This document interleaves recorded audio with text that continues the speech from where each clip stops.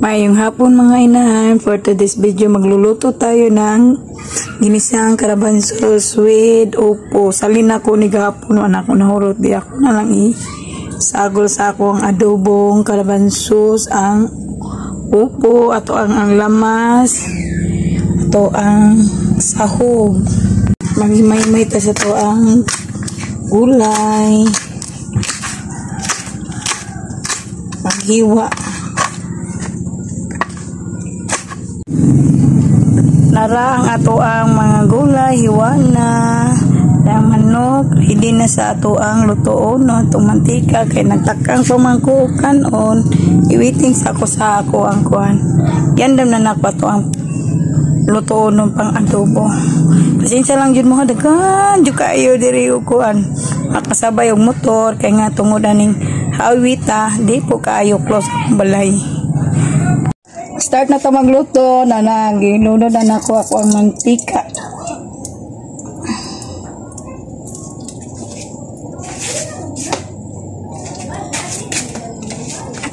Unaw na ako ang bumbay.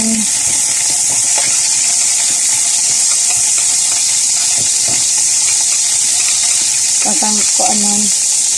Pagawsan sa natong aroma ang bumbay tapos ang ahos.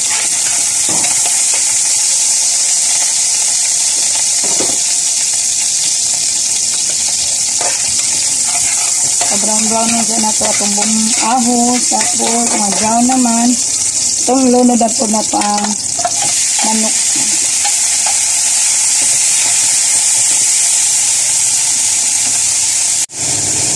Paminta, mag-atag paminta, paguman, suka, tuyo di ay suka noon.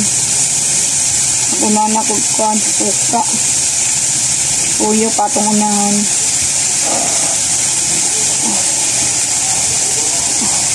Yun po na tumbangan sa ito ang pauto.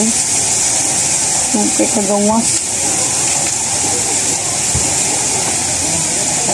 Then, ako ang i-mix. Bago ilunod na ito ang atong gulay. Lunod na ito ang manggulay, kalabansas, o kato ang upo. Sabay rin ako kay siyempre sila dali luto ra.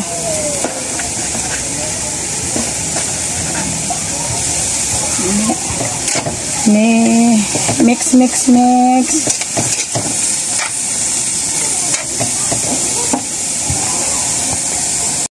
Maglagay ko og gini sa mix.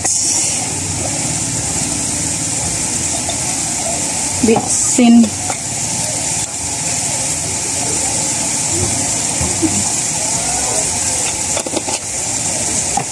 Una ang mga pampalasa.